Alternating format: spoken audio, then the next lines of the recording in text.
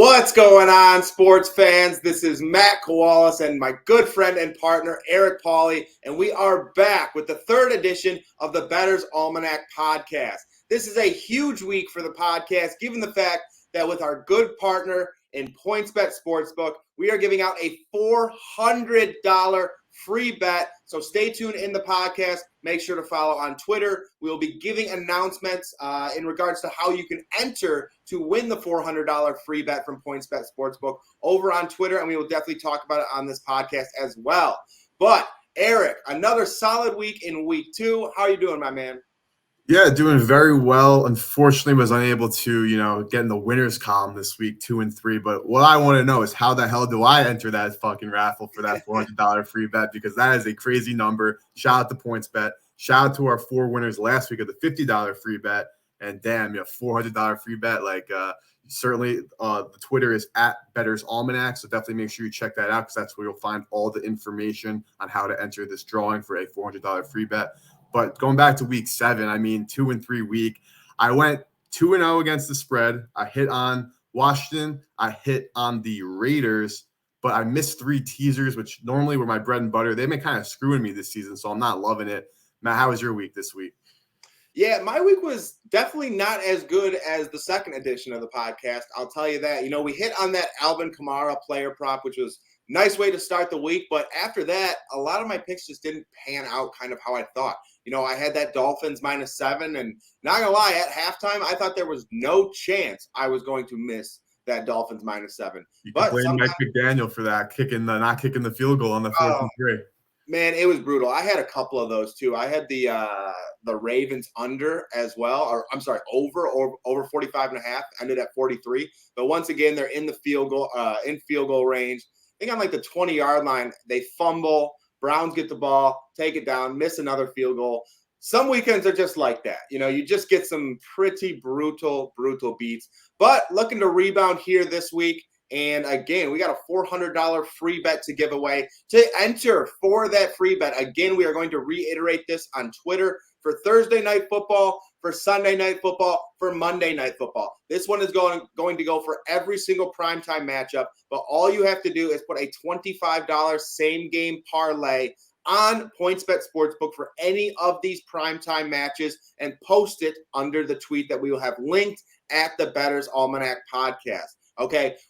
We will also be making some same-game parlays if you guys want to follow something, if you don't want to make your own. So no worries there. But that's how you're going to enter for that $400 free bet. A huge shout-out to PointsBet Sportsbook for sponsoring the podcast. A huge shout-out to Sports Memo, who Eric and I work for and have our official picks and plays, create content. Highly recommend checking them out as well. We have a lot of free plays going on if you're not someone who likes to buy official picks or anything like that. No worries. Ton of free content, ton of free plays. But now, getting back to PointsBet Sportsbook, okay? Because right now, do you ever wish you could have a second chance on a bet that didn't go your way? How about 5 of them? Well, now you can sign up with PointsBet Sportsbook. Use code Almanac to get 5 second chance bets of up to $500. With PointsBet second chance, you get 5 straight days of second chances, where PointsBet will match your losing wager in free bets. That's promo code Almanac to get 5 second chances on any of PointsBet's betting types, including live betting features you won't find anywhere else. PointsBet, do it live. Offer not available in all states. T&Cs apply. See the promotions page and terms and conditions section of the PointsBet website for more detail. Void where prohibited. Must be 21 plus. Call 1-800-GAMBLER for crisis counseling and referral services. Gambling problem? Call 877-8-HOPE-NY or text HOPE-NY 467-369 in New York. All right, Eric, let's get to it, brother. What are we starting with? We're talking about some underdogs like we normally do, and this is crazy. Matt and I, we spoke prior to the show, of course. We're always texting each other, talking about what we got going on, and we actually do agree on a lot of things this week. We know that's not always the case. We've debated a bunch on this show.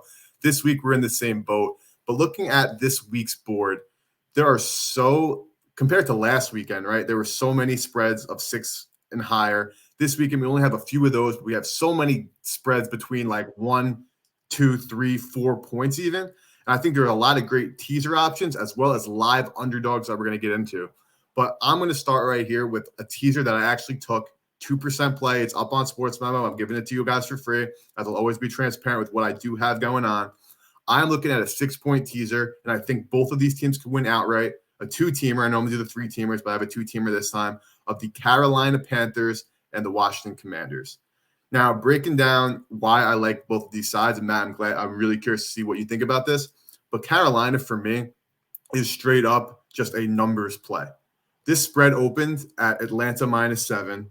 Carolina immediately shot to 6, 5, 4.5. Now it's sitting 4.5 and 4 at some shops. It currently right now is even at 4 on PointsBet. And looking at that number, I mean, just seeing that drop, I'm not surprised considering how Carolina played last week. Of course, they upset the Buccaneers, but Atlanta, I think, was really exposed last weekend. They had a really great start to the season. Their offense is still really high ranking in DVOA, but they can only run the football. Marcus Mariota ain't throwing it for anything, right? You look at the passing yard props on this. I don't have the exact numbers in front of me, but both PJ Walker and Marcus Mariota are sitting at like 160 for the game, which is ridiculous in modern day NFL to have 2 players in the same game to have those kind of numbers. You rarely see that in one player on a given week. So this is strictly a numbers play here. Seeing that drop leads me to believe that that's sharp action back in Carolina. And Atlanta, I think, is overrated despite how they're doing decently in DVOA, but they're dead last in DVOA in defense, or they're in the bottom 3 teams if they're not dead last. I don't have it in front of me, but this is just a numbers play. PJ Walker has given the Carolina Panthers the best quarterbacking they've seen this season, and there's I have reasons to believe that it's improving. The Falcons they pound the football, and the best thing that the Panthers do is defend the run. So I think adding Carolina plus 10.5, which I already did for a teaser with Washington, is a great play. Matt, you have any thoughts on this game? I like it a lot, honestly. I think Carolina is definitely playing better, and Atlanta is one of those teams that's starting to come back down to earth. In the preseason, their over/under was set at 4.5, 4.5, 5. The bookmakers generally are not that off with football teams. And like you said, they can really only run the football. Marcus Mariota has been a journeyman quarterback for a reason. This team is very limited in terms of weapons. And then, I already like that Detroit pick. I love that Detroit pick. I think a lot of these, this teaser, your 3-team teaser, I think a lot of these are great situational plays as well. A team like Detroit, they were hanging close against almost every single team early in the season. They've missed 2 weeks in a row, not really close. That's not going to happen all season long. And generally, when everyone is jumping off that bandwagon is when they come back and they cover the spread or they win outright. You know what I mean? So, again, I really like that. And then Washington and the Colts, correct? Yes. Yeah, I'm off the Colts, man. I just can't. I can't do it with them anymore. And they're not starting Matt Ryan this week. He's sitting on the pine, and they're starting Sam Ellinger. So again, that's a pretty big question mark. How's he going to play? Is he going to turn the ball over like Matt Ryan did? I think that's kind of tough, but it's a big question mark. So I would also side with Washington there. Yeah, so I'm liking Washington to cover the 3 and the 9 on the teaser. So again, the teaser I took 2% -120, Carolina Panthers plus 10.5, Washington plus 9. So the only thing that gives me a cause for a little bit of concern for Washington is that we don't do well with mobile quarterbacks, and that's exactly what Ellinger is. He's not going to wow anybody with that arm talent. He's not going to throw the ball better than Matt Ryan. I mean, Matt Ryan was benched because of the turnovers, but at the stats, he was 4th in the NFL in passing yards season to date, and now he's sitting on the bench. But what I think about this Colts Washington game is it's literally a game where the 2 starting quarterbacks are the same exact person. Taylor Heineke and Sam Howell might as well switch jerseys, and you wouldn't know the difference between the 2 of them. I'm not sure if Ellinger's arm is better than Heineke's. From what I'm reading, it is not. But the reason why these 2 teams are probably better off with a Heineke, with an Ellinger, is simply because they can move the pocket. We talked about it last week. Carson Wentz is a statue in the pocket. Matt Ryan was a statue in the pocket, unable to, the protection is going to break down. You can't have your offensive lineman blocking amazingly for 4 seconds on every single play. That's just impossible if you have a team that could do that. The Eagles do that well sometimes, but of course, it's impossible. You're going to have to make plays with your feet as a quarterback, be able to step up, move around, hit throws on the run, get first downs with your legs. So Washington sometimes struggles with that, which is why I think maybe the Colts on the spread or on the money line could be the right side to win the football game, because Washington struggles with that. But just on an X's and O's, I mean, these teams are both bottom of the barrel in offensive DVOA, and I don't expect that to climb anytime soon. So what I'm a little bit scared of, and the only reason why I think this Washington bet could mush and maybe a long shot bet to take, if you could find the odds on this, would be to take both defenses to score a touchdown in this game. Because Taylor Heineke is an accident waiting to happen. I watch him in the pocket, and every time I see him, I'm nervous. I'm like, dude, like every time he cocks back his arm to throw the football, I'm like, damn, like this could be a pick six, it could be a touchdown, or it could be a floater that doesn't even make it to the receiver. So I get nervous. I think Ellinger gives the same vibe. So maybe look into something like that. If you could find odds on both teams to score a defensive touchdown, parlay that maybe at points bet, that'd be something I would look onto for a little bit of a pizza bet. But that's kind of my justification for Washington. Again, have them with Carolina, 2-team teaser. But another leg that I'm looking at, and a dog that I like a lot, and I know you do too, is your Detroit Lions taking the dub against the Dolphins at home at Ford Field. Talk to me, Matt. Why are you liking the Lions so much? Honestly, I'm a very situational based person. If I see a team and they've missed 2 or 3 weeks in a row, then, generally odds are going to be in your favor and you're going to play the percentages for them to bounce back and either cover a spread or win outright. And I think that's kind of a spot for the Detroit Lions. They're starting to play better defensively, definitely not what they were doing early on in the season, giving up so many points. It's a Detroit Lions team that's getting some players back. Last week they got Amon-Ra St. Brown back, and he really has been the heartbeat of that offense. He's just one of those guys who he never drops a football. He's a security blanket for Jared Goff. He sits down in those zones, and he's also very explosive after the catch.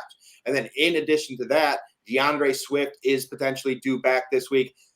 One of the more explosive running backs in football. So you're getting back two playmakers who are enormous on offense, and I think they can take some credit for the drop-off when after they got hurt with the Detroit offense, and the points they put up per game, their productivity, things of that nature. So for me, I just really like this Detroit spot. They're coming back at home. There's a lot of talk circulating this Detroit team. There was a lot of hype behind this team early on in the season, and now I think they're ranked dead last in the NFL rankings. So this is a team that I would assume would respond. I know Dan Campbell is going to get behind this team. He's going to try and fire them up. And again, a lot of this has to do with the Miami Dolphins as well. I don't think the Miami Dolphins are as good as a lot of people throughout the NFL are making them out to be. That early season 3-0 run, I remember they were like ranked number 1 in the power rankings for a short period of time. That's just not true.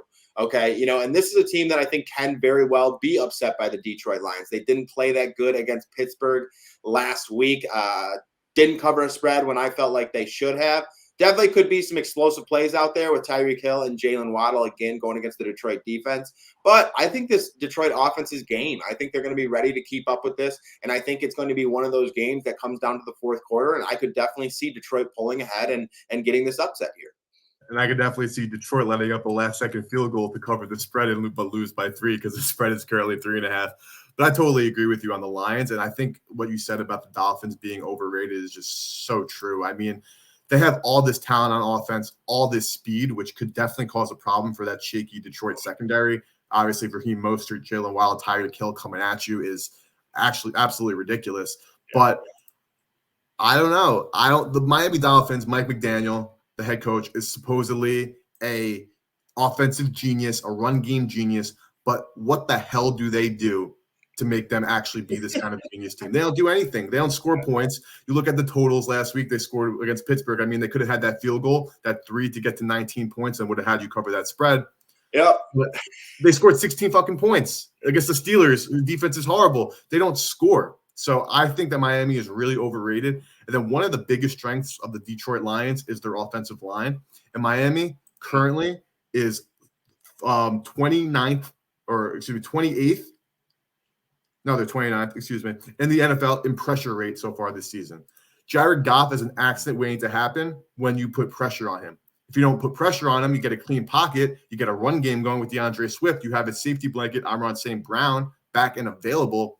Yep. I just do not see how I could see them losing because, of course, I mean, the Lions are the Lions. I think I'm low on Dan Campbell. I'm low on the organization for obvious reasons. Not trying to talk shit about your squad, Matt. But I'm used to it. As am I as a Commander fan. But this is definitely a letdown spot for Miami, and you're getting 3.5 points for Detroit. And I think, again, they could certainly win this game outright, or if they even lose, I think it would be on some last minute kind of nonsense. And that spread, that hook, of course, definitely get that 3.5 is certainly what I would look for in that game. So we got a game that we also both agree on, big game breakdown. I absolutely love the New England Patriots this weekend. We spoke just before the show. You were on the same wavelength. I actually have a 3% play up on Sports Memo again. So I'm giving you two of the plays I have for my clients out right now. New England, I got -1.5 on Tuesday, which I'm very happy about. So I got New England -1.5, that 2-team teaser. But I want to hear from you first, Matt, because I have a plethora of reasons why I'm backing the Patriots in this spot. But talk to me why you like in New England too. Yeah, so again, with the New England Patriots, I felt like for one, it was a great bounce back spot. Against the Chicago Bears, that's not really a game I'm reading into whatsoever. And I think if you are, get that out of your mind, because going into that game on Monday night, that was a huge correction spot for the New England Patriots. The New England Patriots do not have some high powered offense, and if 4 games in a row, they scored 24 plus points. One of those games was 29-0 against the Lions. One of those games, they put up 38, and once again, just to reiterate, not a high powered offense. This was going to be an offense that ran the football and controlled the clock, played good defense. So I do believe they were very much in a correction spot against the Chicago Bears. And there's something about the Bears where they just love rain. Anytime that you see rain with the Bears, maybe bet them. I don't know what it is. They took down San Francisco with it, and they took down the Patriots. But with this spot in particular, I think it's a huge correction spot now for the Jets. The Jets are 5-2 on the season. Zach Wilson hasn't thrown for more than 121 passing yards the past 2 games. Okay. That's not going to work against New England, who has one of the best passing defenses in football. Another thing that was huge for me was Breece Hall. Breece Hall was the heartbeat of that offense. He was making a ton of plays. He scored in 4 straight games and was really one of the more impressive rookies in the NFL. Now that he goes down, I like Michael Carter. He's solid. I like James Robinson a lot. James Robinson is actually one of my favorite players in the league. But they do not have that explosive burst that Breece Hall had, the ability to separate from the defense in a run, to put your foot in that ground, see that lane and go. I just don't see it. So because of that, I think the Jets are really going to struggle here. Again, the Patriots have one of the top secondaries in all of football. They can stack the box. And if I'm Bill Belichick, and Bill Belichick is obviously, the best coach in the NFL, he's probably going to stack that box, and he's probably going to say, Zach Wilson, you have to beat us. And I personally don't think he can do it. So that's one of the main reasons that I'm siding with the Patriots here. It's a great situational spot. They're going against a quarterback who is very inconsistent and can create and throw turnovers. So again, that's kind of why I'm New England. But curious to hear what you think. You're what you just said is exactly spot on with how I'm thinking about this. Right. So last week, New England Patriots had no business being an 8.5-point favorite over anybody in the National Football League. Pair that with the fact that Chicago was coming off a long rest because they played that Thursday night game against Washington. Then they played that Monday night game. So they had a lot of time to prepare for this New England Patriot team. And something that really hurt the Patriots was that they were missing a couple of key pieces on their offensive and defensive line. But again, I think you're so right. That's a throwaway game, right? It's National Football League, and any team can beat any team and any given week. Even the Buffalo Bills, the Philadelphia Eagles, of course, they're amazing right now. Kansas City Chiefs.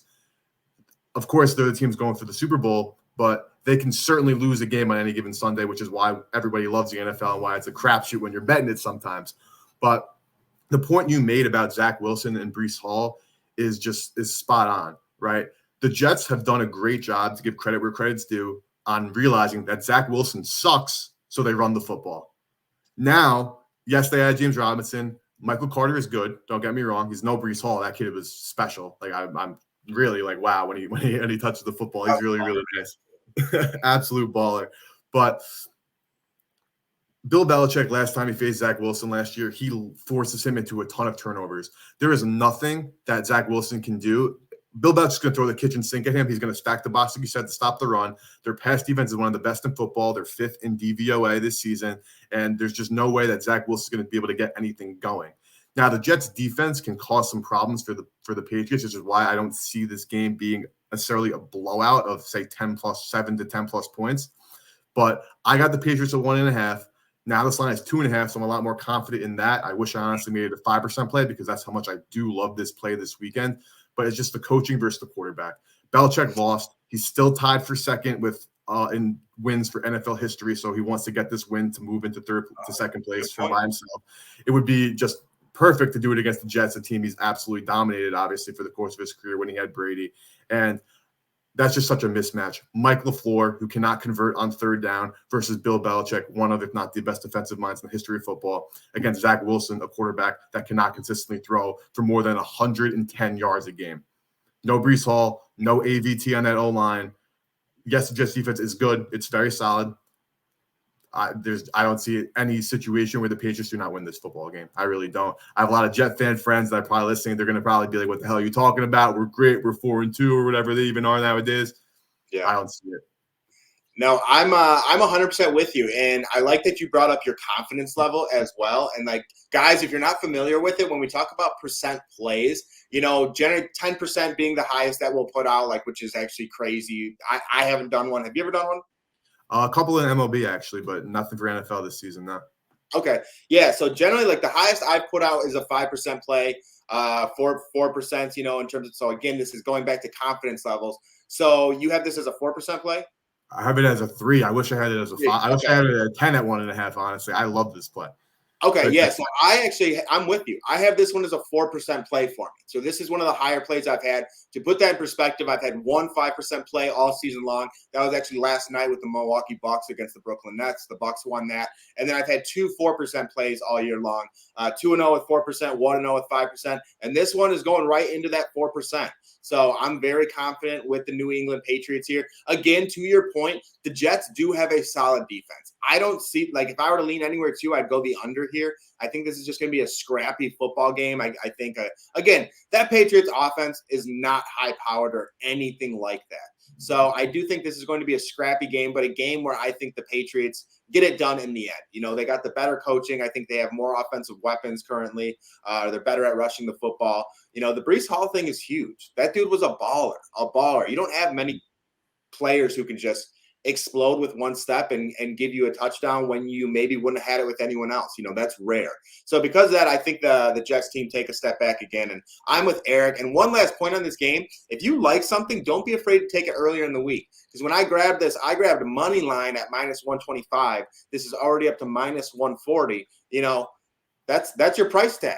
So you got to remember that. If you think it's going to go a certain way, don't be afraid to grab that early. Great point. Fantastic point, especially now, right? These look-ahead lines are out weeks 10 to 12 days before the next week even happens. These lines are readjusted now because of how the odds makers have all this data on football teams now. These odds are coming out Sunday night. We have to wait for the last couple of weeks. We probably wait till Monday morning. Okay, they'd be out. But now the reopened lines for the next week are coming out before the 4 o'clock games kick off from the 1 o'clock games, depending on the matchups. You know what I mean? So That's a great point. Definitely recommend that. And my final point on this Patriots-Jets game, which I think is a great point that you made, it's going to be ugly. I don't see the Patriots, again, coming out and absolutely smacking them, putting up 10 touchdowns. Like that's not what I see in this football game. Yeah. I just see Zach Wilson making 1, 2, or 3 even critical mistakes. I see both these teams in the trenches having a hard time getting it going in the run game. But if I have to give the edge to anybody, it'd be to the Patriots, considering, again, the best weapon that the Jets had on offense is now out for the season, unfortunately. Prayers up to Breece Hall, hope for speedy recovery because he's a hell of a lot of fun. But again, love the Patriots, bro. Absolutely. So next game, we're headed to Philadelphia. Eagles coming off a bye week, taking on the Pittsburgh Steelers, coming off that short week, off that Monday night loss, but spread cover in Miami. You have a play on the total here. Talk to me. Why are you liking this total? Yeah, so with this total again, this actually dives back to my original point in taking the line early. I took this one at 44.5 right when I saw it. It was actually right after Sunday Night Football. I went and looked at this, and I was like, okay, that seems high to me. I'm going to grab this now. And it has been slowly coming down. Across some sports books, you can still get 44. Others, it's 43.5. But obviously, we want you to check out PointsBet Sportsbook. With that being said, though, this game reminds me a lot of the Week 5 matchup between the Pittsburgh Steelers and the Buffalo Bills. Okay, I welcome you to go back and look at that game because the Buffalo Bills won that matchup 38-3. Much of it was due to game script. The Buffalo Bills got up early in the second half. They kind of just slowed the game down, ran the football, controlled the clock, and I kind of expect the same thing to happen here. For one, I think this is a Pittsburgh Steelers team that is really going to struggle to score points in this matchup. The Steelers have one of the worst offensive lines in all of football. The Eagles are 10th in sacks, 7th in rushing yards given up, and 1st in passing yards allowed, which doesn't bode well for Kenny Pickett, who is a rookie quarterback who, he has shown some nice bright flashes, but he's a rookie. He makes his mistakes and things like that as well. And this is also an Eagles defense that just brought in Robert Quinn on top of it to go across from Hassan Reddick. This Eagles defense is going to be fast. They are going to be fast coming off that edge. But I think a lot of these numbers are very key when going against the Pittsburgh Steelers because the Philadelphia Eagles are 4th throughout the NFL in first down yardage given up. Okay, not a statistic you hear very often, but 4th, and that's basically how many yards are you getting on first down? How many yards as a defense are you giving up on first down? And I think this is very key because the Steelers are 16th throughout the NFL in sacks allowed, and the more distance that you have for Kenny Pickett on second down, on third down, or anything along those lines, it's going to create a far more difficult game. Okay. Again, going back to the Eagles, they have 2 great edge rushers in Robert Quinn and Hassan Reddick. If they can create havoc, if they can create yards for or plays for loss, it's that much harder for someone like Kenny Pickett to pick up those third downs. That's what the Eagles are so good in doing, is creating tough third down percentage for you, tough second down percentage for you. So it's not 3rd and 3, 3rd and 4, anything like that. It's 3rd and 7, 3rd and 8, 3rd and 10, 3rd and 12, things along those lines. And for a Steelers team that has really been struggling to get it going offensively, go look at how they played against Miami. That Miami Dolphins defense is nothing compared to this Philadelphia Eagles defense. Like, this Eagles defense is good in every single area. So because of that, I really do see this game being very similar to, again, that Buffalo Bills game where it's 38-3. This is a game I don't see the Steelers scoring more than 14 points, if I'm being honest. And, the Steelers, if there's one thing that the Steelers are good in defensively, they actually have a good red zone defense, which they rank 7th throughout the NFL in red zone defense. So that's essential because obviously it's less points when the Eagles get down there. If, in fact, the Steelers can continue to be stout in terms of red zone defense, then they're going to hold them to field goals, and it's going to help to bring this total down. So because of that, all the reasons that I laid above, I really do like this under here. Again, I think it's very similar to that Bills matchup. The Eagles are going to go up early, and then they're just going to coast the remainder of the game. And the Eagles also have one of the best rushing attacks in all of football. They're very good at keeping it on the ground, very good at controlling the clock. I personally see this as like a 27-13 matchup, which would obviously go the under there. I just can't see Pittsburgh scoring that many points. So I had no opinion on this game coming into it. Just wanted to hear your thoughts to start. But a lot of the points that you made, I think, are great. And something also just to back up this under too, and you mentioned, is the Steelers' defense has actually been ascending as of lately, which might cause maybe some slight problems for Philadelphia. But when I say slight problems, I mean very slight. I mean, they're not going to be, absolutely dominating them up front. Of course, the Eagles are fantastic in the trenches, both sides of the football. So I totally see where you're coming from. Also, just in terms of coaching, like you said, the Eagles are great at controlling the clock. But Mike Tomlin, on the other end, he's a very conservative coach as well. So you will be seeing him kicking field goals. You will be seeing them, trying to establish the run, despite the fact that their offensive line is garbage. And that Najee Harris, while, I don't know if he's injured or what, but he does not seem to be the same Najee Harris of last year. Definitely could put some of that blame on their offensive line. But right now, I am looking, don't have it at points better currently, but looking right now at the team total for the Steelers, it's at 16.5. Is that an auto wonder for you? I'm under that all day.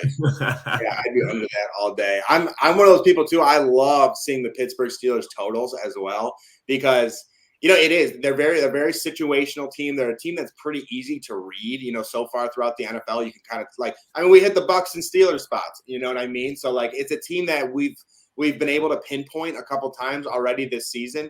Again, they're going to have highs, lows. That's what it is in the NFL. I'm telling you guys, it's spots. You just have to find these spots. There's going to be highs, there's going to be lows, and you just got to pick the right ones. And I think this is another one of those letdown spots here for the Pittsburgh Steelers. They have not performed well against any good defense all season long. When they've had or when they have scored points, I think the most they've scored all season is like 23 or something like that. So nothing crazy regardless. But that's against like the Cincinnati Bengals, who not a terrible defense, but they're more middle of the pack. And again, I just can't see them scoring over 17 points. Yeah, so that line of 16.5 might be something to jump on. So definitely stay tuned. Matt, of course, will let everybody know or be to his clients that is a pick if he does go in that direction. Do you have this up at Sports Memo, the under 44? Or is this something you are still considering? Under 44. Yeah, so I got it at 44.5. So that was the, again, guys. So it's like it's jumping on those lines wherever you see they're going to move. And don't get me wrong, there are times when I take lines and they go the opposite way, and you don't feel great about it. It's just a misread, but it happens. This week I have been on it though. With this under has been dropping, so I kind of was on the right side of that one, and then both of us were on the right side of the Patriots. That's been moving a lot, and I think it's going to continue to move as well, if I'm being honest. So both of those are official plays for me up right now. Yeah, so as sports books raise their limits, you could certainly expect to see some movement in some of these markets. Of course, the NFL, one of the, if not the most efficient betting market in all of sports, definitely in the U.S. sports. There's never going to be gigantic swings of points that you'll see in college football where teams are going from minus 21 to minus 28, but you will see those spots like the Panthers you spoke about earlier. Even a point in the New England in the New England Jets game is huge. 1.5 here on this total is huge. That's literally make or break, with 44 being a key number. That is a huge get. Like Matt said, it doesn't always happen. You go back to our first or second show. I got the Titans at 2.5. That line closed at PK, ended up winning. I obviously didn't feel good about the bet because the market disagreed with me, and you always have to respect the market. But it happens, and sometimes you should, if you think you have an edge, you've quantified it, you've had a look ahead, you see the line, and you think that this line is going in a different direction, hop on that sooner than later. If you are right, the more you are right, the more it will benefit you in the long run. But we have a very honestly interesting Thursday night football game tonight. The Baltimore Ravens headed to Tampa Bay to take on the Buccaneers, who of course have been kind of on a downward spiral. Not going to go into too much detail on this game, but we do have one play. Matt, you're eyeing Chris Godwin's receiving yard prop over 70.5. Why 11 Godwin tonight? Yeah, so for one, with Chris Godwin here, I also like the Buccaneers, guys. The Buccaneers is becoming a more and more confident pick for me. And really, the only statistic I had to hear is in the history of Tom Brady, if he has lost 2 games in a row, he is 12-1 in that third game. So essentially, to lose 3 games in a row, he's 12-1 in winning that game outright. Okay, and this game is nearly a pick. So it's hard for me not to go the Bucs here. And I really do like this spot because this Baltimore Ravens pass defense is one of the roughest throughout the entire NFL. And with Chris Godwin is, he's starting to get healthy. He might be getting closer to 100% for the first time this NFL season, over the last 2 games as well. So another thing, what I really like to look at with players, same thing with basketball almost, is volume. Okay, how many targets are they getting? How much volume are they getting every single game? And over the past 2 games, Chris Godwin has saw 25 targets, and he's seen 41 targets over the last 4 games. In addition to that, Russell Gage is due to miss, Cameron Brate is due to miss, and Julio Jones is questionable. I swear that guy is questionable. Has he been questionable every game the past 3 years? Every time he's got literally. Unfortunately, obviously one of the GOATs, but Father Time. Yeah, Father Time is definitely calling on poor old Julio. But yeah, this means more targets. These guys are some of Tom Brady's favorite targets in Russell Gage, Brate, and Julio Jones. And when guys can't suit up, those targets have to go somewhere. And I think that person is going to be Chris Godwin. Again, the Baltimore Ravens have the 29th worst passing defense in the entire NFL. They've also given up the 29th most passing yards. And even though the Buccaneers have really been sucking lately and, lost to the Steelers, lost to the Panthers, and double-digit favorites in both, they have been passing the football okay. They've been running terrible, just absolutely terrible with Leonard Fournette. They definitely got to get that going more here so they can get that play action attack going. But again, they've been passing the football okay. And with the Baltimore Ravens defense, if there is one strength, it's getting to the quarterback. They're very good at they have a lot of sack specialists on that team. I believe they're sixth throughout the NFL in sacks. But what that means is I think the Buccaneers could go to more of a fast passing attack, trying to get quick passes out, smaller route tree like slants, swings, drags, things of that nature. And the guy for that, once again, is Chris Godwin. Chris Godwin loves his slants. Chris Godwin loves to hang out over the middle. And I think that's exactly where Tom Brady is going to be looking tonight.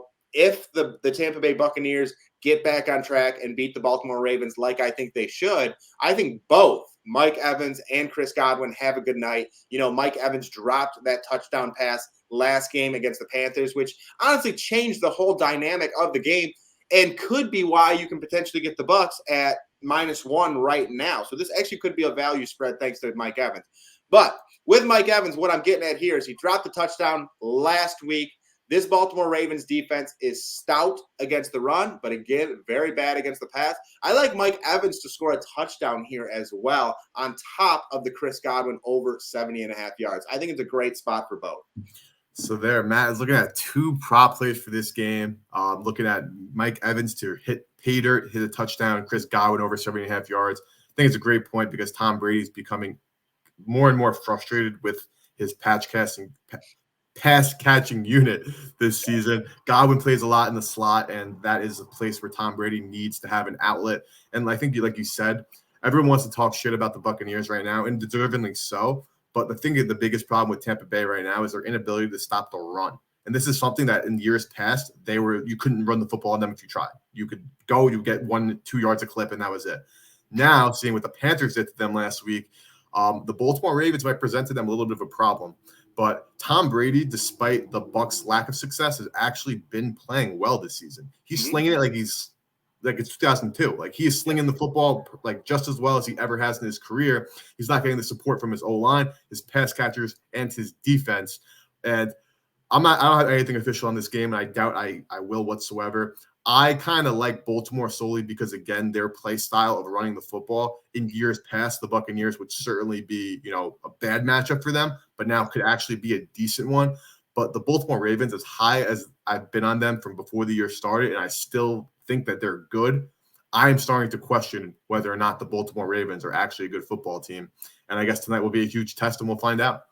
Yeah, for me, I'm going to piggyback off that because I don't think Baltimore's a good football team.